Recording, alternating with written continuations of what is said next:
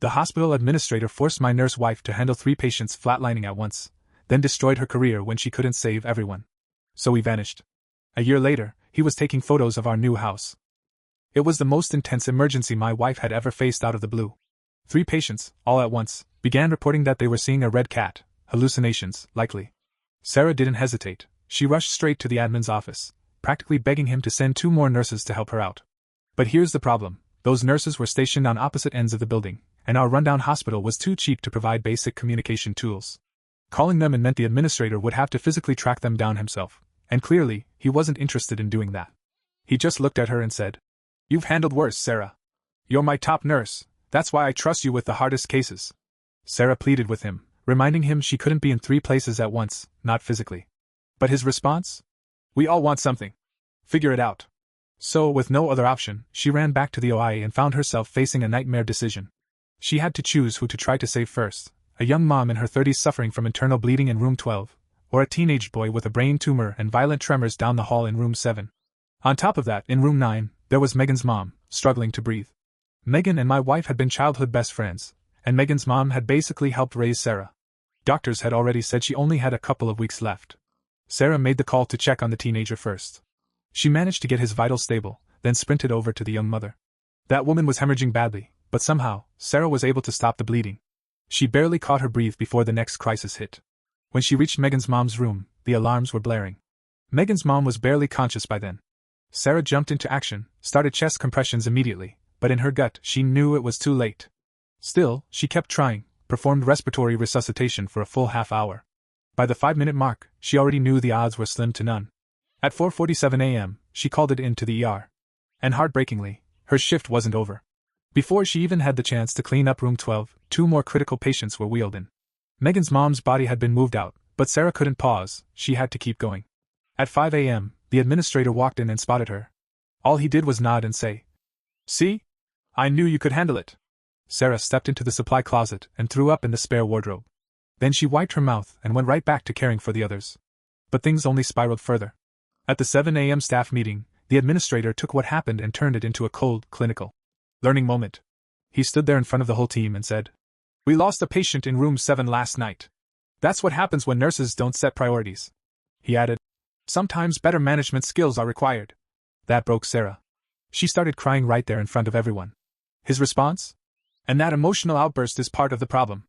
He went on, lecturing that her reaction could bring down team morale. Told her to document everything and report to his office after her shift. Then, just like that, he marked her file, accusing her of being emotionally unprofessional. Later, when Sarah finally made it home and opened the door, she collapsed onto the couch, drunk, completely spent. While she slept it off, I sat in the kitchen, planning. I used to be a military doctor. I know exactly what it means to have to choose who lives and who dies. I knew the kind of pain she was carrying, and I couldn't stand by while some lazy bastard in a tie tried to break her spirit. So at midnight I drove to the hospital and parked my car in the spot reserved for the administrator. I didn't sleep. I waited, sitting there in the dark. At 6 a.m. sharp, he showed up for his shift. The moment he saw me in his space, he lost it. But when he started heading inside, I followed. I told him straight, we needed to talk about what he did to my wife. Truthfully, every bone in my body wanted to act in a way that would have landed me 25 years in prison. But I held it in. Instead, I looked him dead in the eye and told him, "The woman who died last night. That was the mother of my wife's childhood best friend. You forced her to pick who lived and who didn't. And now you're trying to bury her under blame." He brushed me off, didn't even blink. Tried to walk away like I wasn't even there. But I wasn't going anywhere. That's when he got defensive and said he'd call security, and accused my wife of abducting a patient. "Yeah, abduction," he said. "That old woman was going to die anyway." That was it for me. I clenched my fists and told him to repeat himself. And he did. He said it again. "She was going to die anyway. I wasn't about to run around chasing nurses." That's when I pulled out my phone. "I've been recording this whole thing," I said. His face went pale. He lunged for my phone. His wedding ring snagged my jacket and ripped it. The sound of fabric tearing mixed with his panicked breathing as we struggled in the parking lot. His shock shifted into something colder, controlled fury. He hissed at me. "Your wife lost that woman due to her own negligence. Make sure people hear it that way." Before things could escalate further, hospital security came running. They managed to pull us apart. One of the guards, I noticed, had tears in his eyes. I recognized him. He'd been on duty the night Megan's mom passed. The administrator jumped right into damage control, pointing fingers at me, yelling that I threatened him. The guards looked at each other, unsure of who to believe.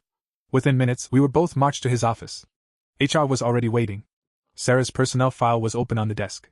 My stomach dropped when I saw what was in it. He'd been documenting Sarah's anxiety and stress responses for months, clearly preparing for a moment like this. The HR rep, a woman named Katrin, kept glancing nervously between him and me. They asked me to wait outside while he went in first. I apologized and stepped away, heading to the bathroom. Once inside, I locked the door and pulled out my phone. My hands trembled as I played back the recording. But the wind in the parking lot had wrecked the audio. The worst of his words were buried under static and gasping breaths. I could make out fragments, something about her dying, but the rest was just garbled. I thought I heard another voice in the background too, but I couldn't tell who it was or what they were saying. I splashed cold water on my face and walked to the hospital cafe, trying to buy myself some time to think. That's when I saw her, Megan, standing by the counter, wrapped in her mom's old cardigan. She still had the guest badge clipped to her sweater from the night before. My chest tightened the moment she turned and spotted me. Her face was puffy from crying. "Thank God you're here," she said, eyes red-rimmed and raw. "I wanted to thank Sarah personally. They told me she called in sick." She paused, voice trembling. "She tried so hard to save my mom. The other nurses said she did CPR for 30 minutes straight." I couldn't bring myself to say anything. I just stood there, frozen, unable to tell her what had really happened. Megan hugged me, and as she did, I caught a faint trace of her mother's perfume clinging to the cardigan. She was handling the funeral arrangements, buried in paperwork, trying to keep it all together. I mumbled something about Sarah needing to rest and bolted before I broke down. As I reached my car, my phone rang. Sarah was calling. Her voice sounded confused, almost dazed. "Where are you?" she asked. "Why didn't you wake me up? I had the strangest dream. I was telling you something about Megan's mom." She couldn't recall any of it clearly. Between the alcohol and the trauma, her memory had gaps the size of canyons. I just sat there in the car, trying to decide if I should tell her what had happened that morning, while she was still fragile, barely holding on. But before I could say anything, I heard her gasp. "Oh God, it wasn't a dream," she said, her voice cracking. "Megan's mom. I couldn't save her." Then I heard the sound of her running toward the bathroom, sobbing. I was about to head home when I noticed someone tapping on my driver's side window. It was the administrator.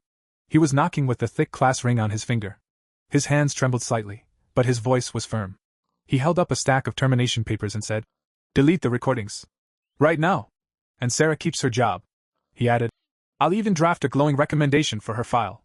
She never has to know this conversation ever happened." I glanced down at the papers. Sure enough, Sarah's name was typed in bold at the top.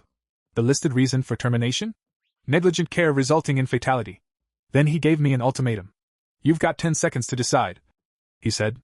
I didn't say a word. I just put the car in drive and left him standing there in the parking lot. At a gas station a few blocks away, I noticed a car tailing me. A woman stepped out. It was a nurse I recognized but had never spoken to before. She looked over her shoulder nervously before approaching me. "He blamed the wrong room," she whispered. "I recorded it on my phone." Turns out, many of them secretly recorded staff meetings, phones hidden on their laps, just to take notes. She had the entire part where he mentioned room 7, even though Megan's mom had been in room 12. Her hands shook as she showed me the audio. It was crystal clear.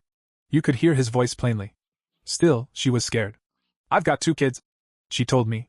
"I can't lose this job. But what they're doing to Sarah, it's not right."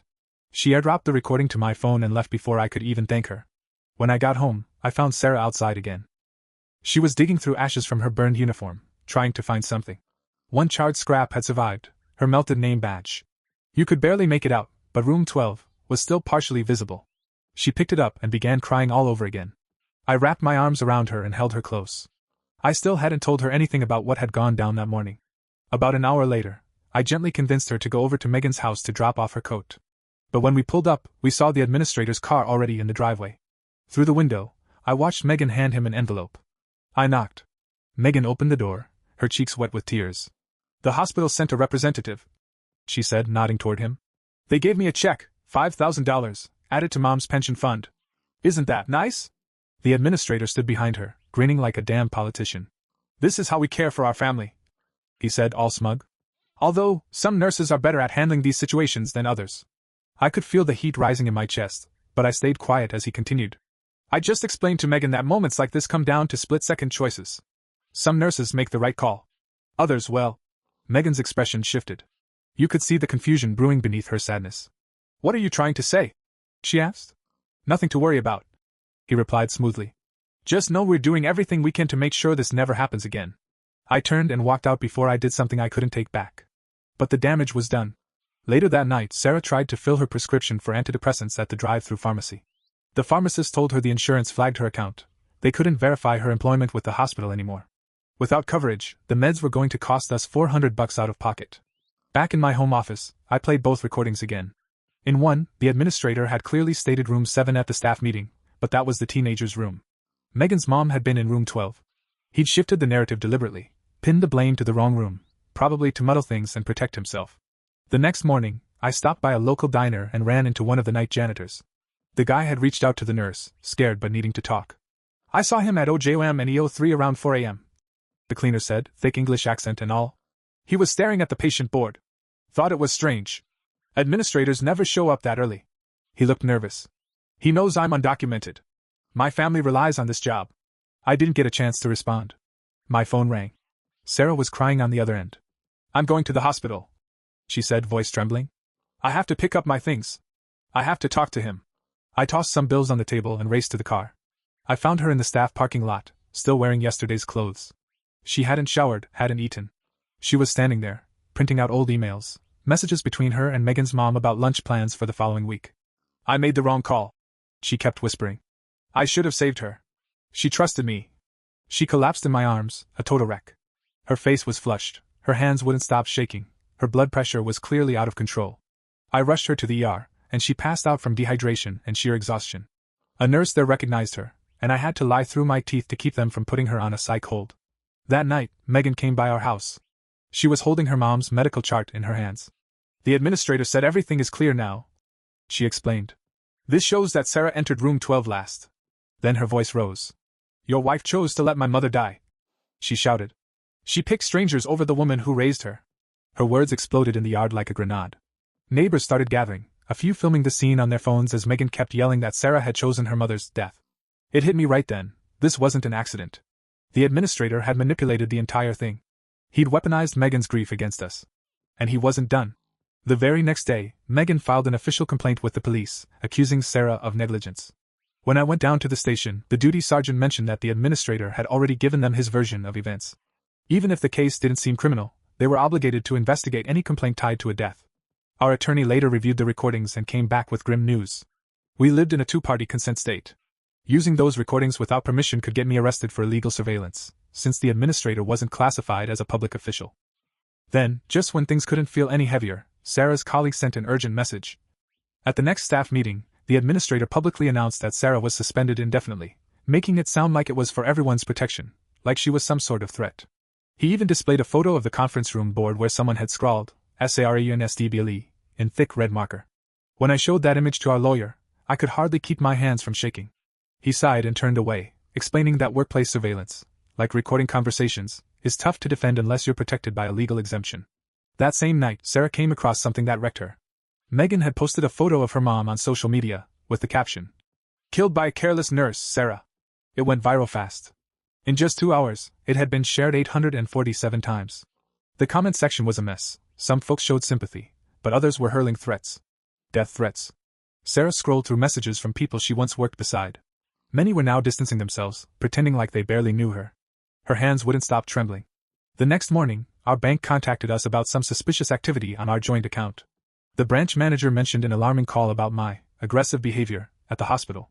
Until they could sort things out, they froze all our accounts. I went straight to the hospital to try and clear things up, but it was already too late. Payments had bounced. Sarah's pastor called to cancel a scheduled session with her counselor. His secretary confided that the administrator had visited the church office earlier and shared concerns about the situation. Even our place of worship, our one spiritual anchor, had been compromised. Back home, Sarah sat at the kitchen table, staring blankly into her coffee. She was completely cut off from every community that once made her feel safe and supported.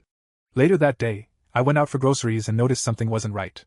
All 4 tires on our car had been slashed. Security footage caught a teenager wearing a souvenir shirt with the Virgin Mary on it. The vandalism had gone from online to real life.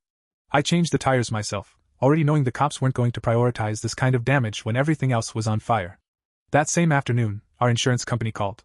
They told us Sarah's coverage had been terminated immediately because of the reason listed in her dismissal.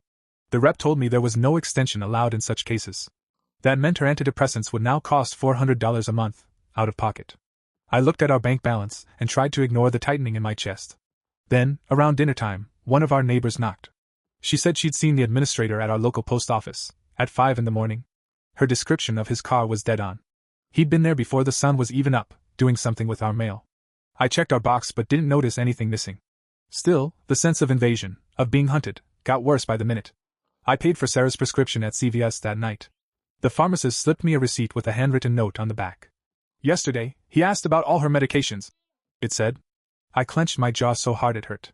The administrator was still digging, looking for anything he could weaponize. The look on the pharmacist's face told me she already regretted saying too much. The very next morning, Sarah opened a letter addressed to her.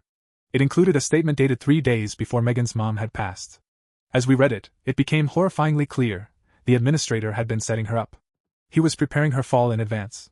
Sarah stared at the date, eyes wide, her mouth parting in realization. It wasn't just a tragic outcome, she said softly. This was orchestrated. That night, I followed the administrator to the hospital parking lot. From outside his car, I could hear him on the phone. My husband is a problem, he said. But he's military. PTSD, anger issues, we can use that. He was digging into my background now, trying to find pressure points. I left before he spotted me. The very next morning, police showed up at our door with a court order in hand. The paperwork named both Sarah and me. Her for supposedly unstable behavior, and me for allegedly being dangerous. We were now legally barred from coming within 500 feet of the hospital. Sarah wasn't even allowed to collect her personal belongings. The officer seemed uncomfortable, apologetic even, but said he had to enforce it. The law was the law. Later that day, one of Sarah's closest friends from nursing school called. Her voice was tight, strained. She said she couldn't see us anymore. Her daughter was the goddaughter of our son, but that didn't matter now. I can't be associated, she said. It's too risky. Just like that, the support system Sarah had spent 17 years building, colleagues, church, neighbors, friends, was collapsing one phone call at a time. The isolation wasn't just emotional. It was suffocating. Like a rope tightening around our lives. Soon after, we started receiving death threats in the mail. Anonymous letters describing what should happen to killer nurses. I installed security cameras around the house, but it wasn't enough to protect Sarah's spirit. She stopped eating. She stopped showering. She just moved through the house like a ghost, barely present. The administrator's psychological warfare had taken full hold. When rocks came crashing through our living room window one night, we packed a few bags and checked into a roadside motel. The officer who responded said someone had called earlier, asking if we were registered there. Even in hiding, the administrator's shadow followed us. His network was everywhere. Sarah sat on the motel bed, curled up with her knees to her chest. She looked smaller than I'd ever seen her, like a child shrinking under the weight of something far too big. That night, a nurse from the hospital messaged me. She asked if I could meet her at the truck bar off Route 6. She'd worked the opposite wing the night of the crisis. Her hands were trembling when we met. She told me that she had been in the administrator's office when Sarah had come pleading for help. I heard him say it. She told me, "Let the old woman go. She's too expensive anyway." She'd recorded it too, just like the others. She had a habit of recording conversations after seeing other employees thrown under the bus by former admins. It was clear. Cold. Damning. But she was on a work visa. She had 2 kids. And the administrator held her job, and her future, in his hands. Still, she shared the file with me, then disappeared into the night. On my drive back to the motel, I spotted the administrator's car in my rearview mirror. He started tailing me, weaving in and out of lanes, more aggressively than before. The calm, composed image he'd projected for months had finally cracked. The appearance of yet another witness had clearly shaken him. I made a sharp turn into the police station parking lot, forcing him to follow. As I stepped out, I saw him already at the desk inside, filing a harassment complaint. He accused me of stalking him, claiming he felt unsafe. The duty sergeant looked back and forth between us, clearly uncomfortable with the whole thing. We had no way to prove anything right then and there. Not even an hour later, I got a panicked call from the nurse who just helped me. The administrator had messaged her. "Don't forget your visa status," he wrote. "We need to talk about your future at this hospital." It was a threat, plain as day. She hesitated on the line, torn about whether she should still help. I couldn't fault her for being scared. The administrator had too much power, too many people under his thumb. Then came word that an emergency board meeting had been called at the hospital. Sarah wasn't invited, of course not, but news travels fast. Apparently, the administrator painted himself as a victim, telling the board that he was being targeted by a disturbed employee and her mentally unstable husband. The same board members who'd known Sarah for years were suddenly hearing she'd cracked under pressure and become dangerous. Finally, the district prosecutor agreed to look into everything. They focused especially on the nurse's recording. The administrator's line about letting the old woman go. Suggested he made an executive decision that led directly to a death. Still, the legal road ahead wasn't simple. Proving intent beyond mere negligence was going to be an uphill climb. That's when his lawyer showed up at our motel, holding out a settlement agreement. It was hush money. Sign the non-disclosure, accept a modest payout, and disappear. The alternative? Years locked in a legal war we didn't have the money or energy to fight. Sarah stared at those papers like they were blank. Dead-eyed. The same man who shattered her career and reputation was now offering her a check to go away quietly. Later, I ran into the night janitor again. He looked pale, nervous, but he had something in his hand. He'd found it in the trash outside the administrator's office, a staff assignment chart from the night before the tragedy. 3 nurses had been originally scheduled for the OJM and E-wings.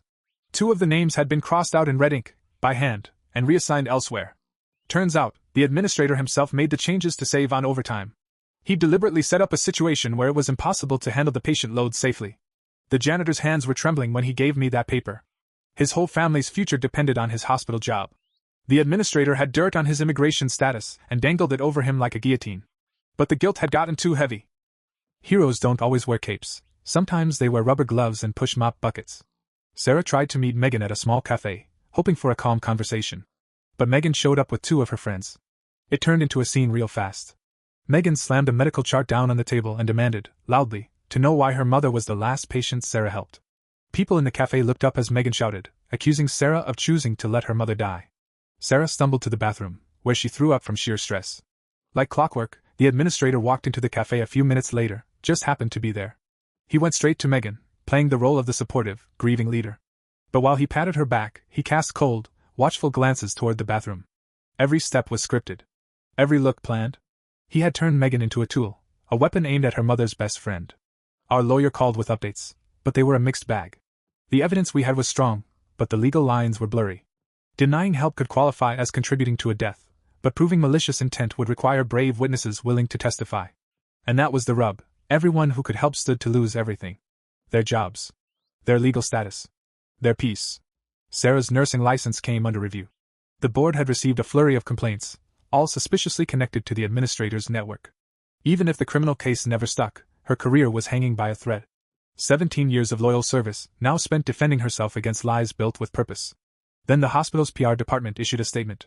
It danced around names, but everyone who lived in town and followed local pages knew who they were talking about. The official story was in place. A nurse had failed, and the hospital had taken swift action to protect patients. Meanwhile, the administrator played the hero, solving a crisis he had carefully designed. One night, I woke up to find Sarah sitting on the motel bathroom floor, just staring at a bottle of her antidepressants. She wasn't trying to hurt herself, she was just stuck, emotionally numb. The pills were a symbol now. A reminder of how much of her life had been chipped away. I sat with her while she cried, whispering about how she let Megan's mom down. About how she made the wrong choice. About how no one could have saved everyone in a system that was already built to break you. The following morning, something shifted. The administrator's son showed up at our motel. He looked rattled. Said he'd overheard his dad during lunch weeks ago, venting about how much the older patient's care was costing the hospital. His conscience wouldn't let him stay quiet anymore. Sometimes the apple really does fall far from the tree. His willingness to testify turned everything on its head. The prosecutor finally filed charges for involuntary manslaughter. The careful little house of cards the administrator had built began to collapse. The hospital board started turning on each other.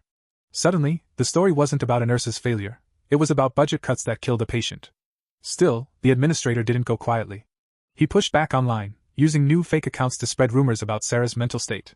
He posted old photos from the night she burned her uniform, images someone must have taken while spying on our home. Even as the courts closed in, his psychological warfare kept pounding.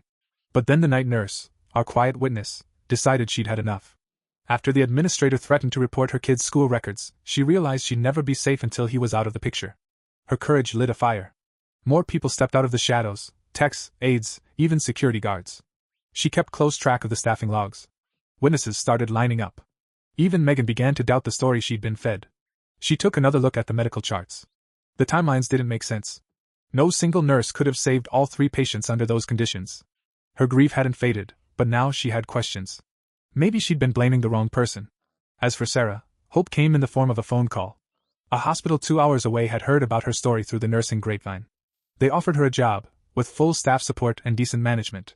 For the first time in months, there was a little light at the end of the tunnel. Not every healthcare system was broken beyond repair. And then, like the final act of a play, he showed up. The administrator. He came to the motel just after midnight, asking to talk. He looked like a man unraveling. The arrogance was gone. He ranted about being misunderstood, about ungrateful nurses ruining his career over what he called business decisions. I hid record on my phone as he spilled it all. It wasn't legally admissible. We both lived in a two-party state, but the truth didn't care about courtrooms. He spoke of nurses like they were chess pieces, patients like they were statistics. To him, human lives were just numbers in a financial report. And buried in that rant were confessions, clear, damning confessions. The prosecutor used the night nurse's original recording in court. As it played, the administrator's voice echoed through the room. "Let the old woman go. It costs us too much anyway." That's what he said. Megan was sitting in the courtroom gallery when she heard it. Her face collapsed, like the weight of it all finally hit her. The truth settled in. Her mother didn't die because Emily made the wrong call. She died because an administrator valued cost savings over a human life. From that moment, the negotiations shifted. The administrator's attorney knew they couldn't defend those words in front of a jury. No spin could make that statement sound like anything but what it was, a death sentence signed for profit. The entire board of hospital executives started sweating. This case wasn't just a scandal anymore. It was precedent. Suddenly, administrative decisions, especially around staffing cuts that endangered patients, could be criminally prosecuted. Eventually, the administrator pled out guilty to involuntary manslaughter. He took a deal, 18 months in prison, stripped of his healthcare license, permanently banned from working in medical management. It wasn't justice in full, not by a long shot. But it was more than most of those suits ever got for turning people into statistics. Before we left town, Emily met with Megan one last time. They sat in the hospital's memory garden, both of them crying, not just for Megan's mom, but for everything that had happened between them. Megan apologized through tears for the social media posts, for the things she'd said. She admitted she'd been manipulated in her grief. Emily hugged her. They were both victims in a system that always seemed to favor spreadsheets over people. That next morning, we packed the last of our things. As we loaded the car, neighbors who'd stayed silent during the storm started stepping forward. Turns out, a lot of them had been scared to speak up, but with the administrator behind bars, they finally found their voices. Sometimes it takes just one spark of courage to snap a community out of fear. Emily's hands didn't shake anymore as she folded clothes into her suitcase. The tremor that haunted her for months, it was gone. She wasn't the same nurse who burned her uniform in our backyard that night. That woman had been broken. But now, something stronger had risen from the ashes. As we drove past the hospital for the last time, I glanced at the administrator's old parking spot. Empty. A fresh coat of paint. And inside those walls, things had changed. Minimum staffing levels were introduced, and all nurses were given communication devices. Megan's mother didn't die for nothing. Her death forced reform. Real change. Sometimes it takes a tragedy to trigger transformation. The investigation uncovered even more, 14 separate cases where the administrator's cost-cutting measures had endangered patients. Families came forward with stories of near-fatal errors, delayed treatments, and unreported incidents. In light of all that, his 18-month sentence started to look like a slap on the wrist. Still, the system he'd abused was finally cracking open. Emily started her new job at a different hospital. She was open about what had happened, the whole ugly truth. Her new team welcomed her, understanding the impossible choices she'd faced. Her story had already spread through the nursing network. They knew. She became a quiet symbol of the war nurses wage against bureaucracy. A reminder that some lives are lost not from negligence, but from administrators who confuse budget cuts with care plans. 3 months into the new job, she called me from work. Her voice had a lightness I hadn't heard in so long. She just handled a critical case, and saved every patient. Because this time, she had the support, the staff, and the resources she needed. That moment made it clear, Megan's mother didn't have to die. It wasn't a matter of bad judgment. It was a matter of broken systems. The administrator served only 12 of the 18 months. Overcrowded prisons and good behavior bought him an early release. He left the state, legally barred from healthcare, but not from business. Emily kept tabs on him through LinkedIn. She watched from a distance as he started to rebuild in a different industry. Some people never really pay the full price. Megan sent us a Christmas card that year. Tucked inside was a handwritten note, forgiveness, understanding, and a simple message. She'd started a nurse-to-patient matching program in her mom's memory. Grief had turned into purpose. Their friendship was too shattered to be rebuilt, but in its place, there was mutual respect, the kind that's forged in fire. Both of them carried scars that would never fully fade.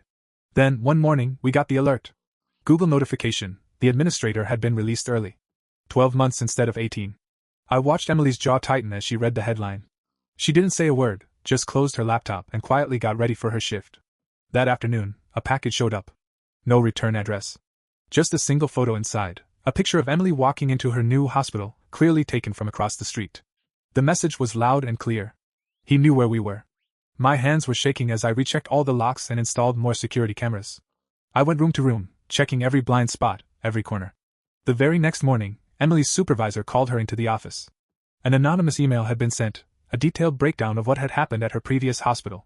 The supervisor, a former ICU nurse himself, slid the printout across the desk. "I know what really happened," he told her. "And it doesn't change anything here." Emily let out a shaky breath. She smiled for the first time in hours. That relief lasted about 3 hours. During her lunch break, the hospital's receptionist told us Megan had called. She wanted to speak with Emily's supervisor about her mother's death. By the time the call ended, the rumor mill had kicked into overdrive. Word spread fast. By the time I found Emily, she was in the parking lot, slumped over the steering wheel. Her phone showed 17 missed calls from numbers she didn't recognize. The administrator's network had reawakened. Later that day, our new neighbor told me he'd seen a man in a car across the street, taking photos of our house. His description matched the administrator perfectly. That man had driven 2 hours just to sit in front of our home with a camera. I filed a police report, but without concrete proof of harassment, they couldn't do anything. Suspicion wasn't enough. Then came Emily's first performance review. Officially, it was just a routine check. But we both knew better. The anonymous complaints had triggered an evaluation. Even with glowing reports from her coworkers and spotless patient charts, they placed her on probation pending further review. His shadow had followed us across state lines. I started sleeping in shifts, glued to the security monitors at night, while Emily was at work. On the 4th night I saw him. The administrator was sitting inside a rental car, parked 3 houses down, just far enough to avoid the streetlight. Just watching. He sat there for 2 full hours, engine running the whole time, before finally driving off. But the worst of it came when Emily got a letter summoning her to court. The administrator was suing for defamation, claiming we'd destroyed his career with false accusations. Now he was demanding compensation, our net worth, basically. He was using the court system to keep the attack going, switching from criminal tactics to civil ones. Emily's hands trembled as she read through the legal language. The same prosecutor who once stood beside us now found himself cited in the administrator's case, his courtroom statements reframed as malicious lies. The administrator also wanted to go after every witness who testified against him, dragging the night nurse and others back into his twisted web. Our new attorney, a friend of Emily's supervisor, looked more worried each time we met. This wasn't just a suit, it was war by attrition. The administrator had hired an aggressive law firm, one known for burying opponents in legal fees until they folded. Even if we won, the process could bankrupt us. The very system that once brought him to justice was now his weapon. So I went to see for myself who we were up against. I pulled up his new LinkedIn profile. He'd launched a consulting firm in healthcare. The irony of it stung. After everything, he was now teaching other administrators how to optimize staffing. I drove out to his office and sat parked across the street, just watching. He looked older. Prison had done its work, but there was something else too. He moved differently now, like someone always scanning for threats. He spotted my car through the window. Didn't flinch. Just smiled, waved, and pulled out his phone. Held eye contact the whole time. 20 minutes later, cops pulled up and boxed me in. He told them I had a violent past. Said I was stalking him. I spent the next 6 hours in a holding cell explaining why I'd been sitting outside his office. They let me go with a warning for causing distress. On the drive home, I had time to process it. This wasn't about winning anymore, not for him. This was about domination. Every move he made was to prove he could still reach into our lives whenever he pleased. The legal system meant to protect victims had become his playground.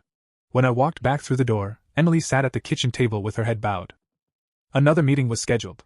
This time, a patient's family had received an anonymous letter detailing Emily's negligent past. They requested a different nurse. Her supervisor backed her up. But the damage was done. Word spreads fast in healthcare. That evening, we sat across from each other at the table, bank statements between us. The legal fees were draining what little we had. Emily's probation meant fewer hours. The administrator didn't have to win. He just had to bleed us slowly, until we had nothing left. Then, in the middle of the night, Emily's phone rang. It was Megan. Her voice was thick with wine and regret. She was crying. She said she couldn't go through with supporting the administrator's appeal. She'd been manipulated, guilt-tripped, fed lies about Emily's actions, and she believed them. But not anymore. The next morning, Megan made it official. She sent a notarized statement withdrawing all support for the appeal and laying out exactly how he had twisted her grief into a weapon. Her retraction gutted his case. But his lawyers didn't stop. I met the night nurse again, this time in a coffee shop halfway between our towns. Her voice was low, nervous. Her kids were having nightmares about deportation. The administrator was too close for comfort. Still, she handed me a flash drive. This has everything, she whispered. The recording spanned years, dozens of meetings where the administrator casually discussed patients as financial liabilities. He joked about emptying beds, cutting staff, streamlining care. Watching those clips with our attorney was like opening a vault. This wasn't a one-time incident, it was a pattern, a strategy. Emily hadn't just been caught in a storm. She'd been targeted by someone who saw human life as an obstacle to his budget. This changed the game. Now we had grounds to file a countersuit, for malicious persecution, emotional distress, and sustained harassment. The administrator's attorneys reached out almost immediately. They wanted a private settlement. No admission of guilt, no money, just a mutual agreement to stay silent. They thought we'd cave. But Emily had already lost too much: her peace, her career, Megan's mom. She wasn't about to give him her silence too. Our attorney moved forward with the countersuit. The deposition was set for a Tuesday morning. Emily wore her best suit, the one she hadn't touched in months. Her hands didn't shake this time. But when we arrived, the administrator's chair sat empty. His lawyer said he'd been hospitalized for chest pains. Classic delay tactic. And it worked. The deposition got pushed back, then again, and again. Every reschedule drained us more. Every postponement added pressure to Emily's probation at the hospital. 3 months in, the administrator slipped. He sent an email, from his personal account, directly to Emily's hospital administrator. The message was polished, almost professional, but in it he expressed concerns about patient safety under Emily's care. He revealed his hand. He wasn't just meddling, he was still actively interfering. The hospital administrator forwarded that email to our lawyer. It was the smoking gun we needed, proof that he was violating the court's prior agreements and continuing his harassment campaign. His need for control had finally outpaced his caution. Our judge, fed up with delays, ordered an independent medical exam. The results were predictable. He was healthy enough to attend the hearing. When he walked into the courtroom, he looked smaller. His confidence cracked. Months of fighting had chipped away at his swagger. And he knew he was running out of moves. His so-called consulting business began to collapse. Every potential client who Googled his name came across headlines about the criminal case, accusations of negligent death, harassment, and professional sabotage. The same story he tried to bury ended up burying him. In the courtroom, Emily testified for 4 straight hours. She walked the court through everything, not just the night Megan's mother died, but the relentless trauma that followed. She laid out emails, security footage, the texts, the documentation. His lawyers objected again and again, but the judge let it all through. The evidence was undeniable. This man had hunted, harassed, and tried to break the woman who had once simply done her job with compassion. He was scheduled to testify the following week, but he didn't show. His legal team filed a withdrawal, dropping their appeal and agreeing to cover our legal fees. A last-ditch white flag. But it didn't erase the thousands we'd already spent. Or Emily's public scrutiny. Or the months of whispered rumors at her new job. 2 days later, it hit the news: he'd been arrested out of state, caught falsifying documents to get hired at another hospital. Turns out he'd violated the healthcare ban tied to his original sentencing. The fraud charges stacked up fast. That night, Emily was working a night shift when I found out. I waited in the hospital parking lot like I always did. A habit we never quite unlearned. When she walked out at 7 a.m., her face looked different. Tired, yes, but strong. Straight-backed. Whole. By the time she clocked in for her next shift, word had spread. People finally understood what she'd endured. His fraud trial was short. He took a plea deal to avoid more time, and was sentenced to 2 full years without early release. When they hauled him away in cuffs, he didn't look powerful anymore. Just like any other crook in an orange jumpsuit. A month later, Emily's probation at the hospital was lifted. Her supervisor apologized, even admitting they should have known her situation was extraordinary. The cold shoulders from her peers melted. Coffee invites replaced rumors. Meetings became friendlier. Then Megan reached out again, this time through a mutual friend. They met in a quiet park, far from their homes. There wasn't much said. There didn't need to be. They were bound by grief and healing now. Megan told Emily her mother had once feared she'd burn out from the hospital's understaffing. That she worried about the toll it would take on her. And she was horrified when she learned what had happened after. Their conversation didn't last long, it was too raw. But something shifted that day. Megan began speaking publicly about the importance of nurse-to-patient ratios. She testified in policy hearings, telling her mother's story without naming Emily, but everyone who knew could read between the lines. Meanwhile, the administrator's consulting company folded while he sat in prison. His old clients scrubbed their websites of his efficiency model. Some hospitals even reversed his staffing cuts. His methods became radioactive in the healthcare world. At last, the market rejected what the law barely could. I eventually went back to work. After so long in survival mode, it felt strange returning to normalcy. But we had bills, and we had each other. The administrator wasn't going to rob us of a future too. Then came the letter. The night nurse got her green card. She was free, safe from deportation, and working in a hospital that actually valued nurses as human beings. She thanked Emily in the letter, saying her bravery had inspired her own. Not long after, the night janitor sent a Christmas card. His son had graduated high school, the first in the family to do it. He wrote that testifying had been terrifying, but also the proudest moment of his life. Sometimes doing what's right costs everything. But silence? Silence costs more. 6 months after the administrator's second conviction, Emily found herself in a familiar place, responding to a code blue. 3 patients crashed at once. But this time, she had help. 2 nurses arrived within seconds. Everyone survived. Later, she called me from the staff lounge. Her voice wavered but stayed steady. "I can do this," she said. "With the right support, I can do this." The administrator had tried to convince her she wasn't enough, that her failure had cost a life. But that day proved him wrong. She had never been the problem. The system was. One Sunday, we drove past our old house, just to see. A new family lived there. Toys were scattered across the lawn where we once buried uniforms in ashes. The block was quiet now. The past didn't linger on the street signs or porches anymore. Just us. Places move on faster than people. The administrator served his full 2 years. No early release, no leniency. He spent that time alone with the consequences of the control he'd clung to. But we didn't spend those years thinking about him. We were busy rebuilding. Emily gradually stopped checking locks twice. She stopped jumping when the doorbell rang. The hypervigilance faded piece by piece. We were learning to live again, without fear. A year after starting her new job, Emily received an award for excellence in critical care. She stood on the podium and thanked her team for their support. She didn't bring up the long road that led there. She didn't need to. That story had already been lived. I sat in the crowd, watching her hold the plaque. She looked like a completely different woman from the one who burned her scrubs in our yard. Trauma had taken something, but what came in its place was strong. Resilient. Fierce. The administrator tried to destroy a nurse. He ended up forging a shield instead. We walked to the car in silence that night, hands linked, steps in sync. Tomorrow would bring more challenges, more shifts, more stories. But that night, we were just 2 people, 2 survivors, grateful for the quiet, grateful for the road ahead. Back home, Emily hung the plaque next to her nursing diploma. Side by side. Pain and perseverance, carved into wood and memory. We didn't win everything. But we were still standing. Not as a trophy, but as a reminder. She was tested by someone who saw nurses as resources that could be used. She proved that sacrifice cannot be burned, that empathy survives even coordinated cruelty. A gulp of coffee gushed the next morning when Sarah was preparing for the next shift. She went through her routine with practical efficiency, checking her supplies, reviewing her tasks. An ordinary nurse heading to an ordinary day. The administrator failed to make her extraordinary tragedy defining her. I watched her leave, not being afraid anymore who could look. Security cameras remained, but they collected dust. Excessive vigilance disappeared in normal caution. We found a way back to normal life, where the biggest concern was remembering to buy a doctor. Sarah sent me a text message during a lunch break. A simple message about a difficult patient who thanked her for her patience. No crisis, no drama, just daily awards for good nursing care. These little moments were her victory over everything that the administrator tried to steal. The sunset painted our kitchen orange when I was preparing dinner. Sarah will soon return home, tired, but fulfilled after the next shift. We'll eat together, maybe we'll watch something thoughtless on TV. A deep habit of life regained from chaos. Her car entered the driveway at 7:47 p.m. She left, stretching, packing bags, moving with easy fatigue of honest work.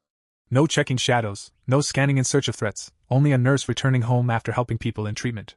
We sat opposite each other at dinner, sharing the details of our days. Her patient, who was finally discharged from the hospital after weeks spent on OIM&E. My presentation, which went better than we expected. Ordinary problems, ordinary victories, life we fought for.